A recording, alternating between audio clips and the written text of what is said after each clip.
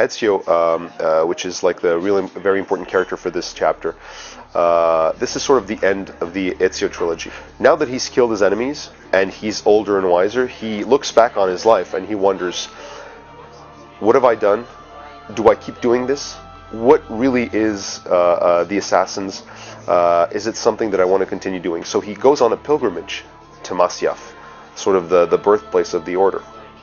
And he hopes to find the secret Altair library, which will sort of give him the answers that he seeks. But when he reaches there, he finds it overrun with Byzantine Templars. And they're trying to find the secrets also in the library. And he discovers that it's much more than what he was looking for. There's actually something there beneath Masyaf that is very important. And if the Templars, the Byzantine Templars, get to that before he does, they will have a clear advantage.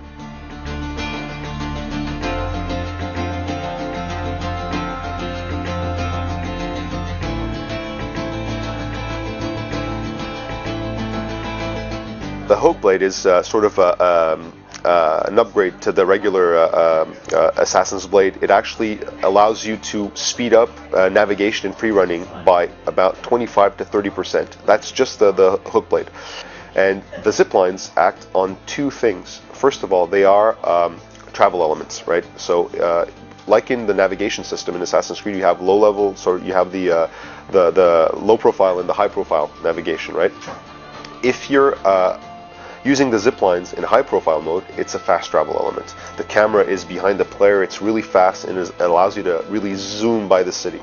But when you're in low profile mode, the camera, like Ezio just twists his arm to have more friction with the rope, and it slows him down, the camera tilts up, and you can then assassinate targets.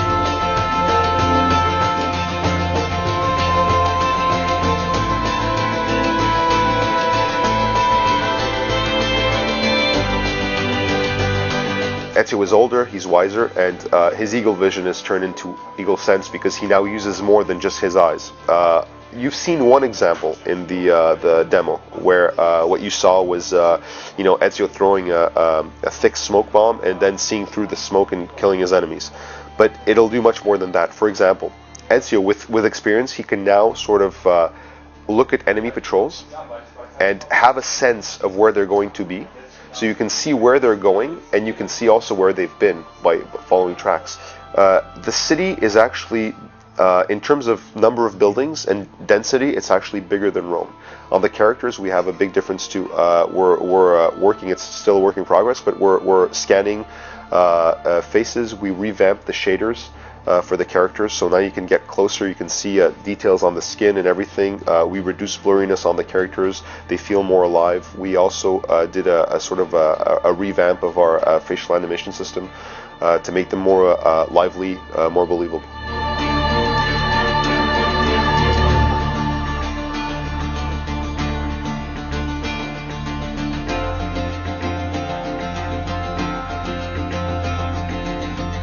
As you've seen in Assassin's Creed Brotherhood, our first foray in the multiplayer genre, we had this really innovative gameplay, which we're bringing back this year with Revelations. We're also adding new maps, new modes, and new gameplay elements. But we are keeping the key elements that people knew and loved in Brotherhood. So you're going to find maps from Brotherhood, modes from Brotherhood, but we're building on that to make an even better experience on Revelation. I think people will be surprised by the storyline. In Brotherhood, you were a Templar in training.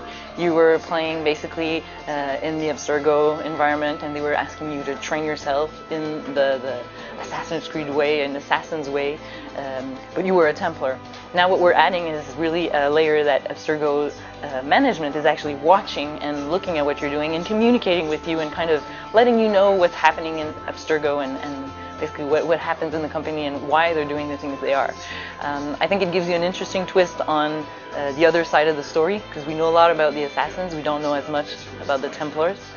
So you'll get to kind of see a behind-the-scenes look at what's happening in Abstergo.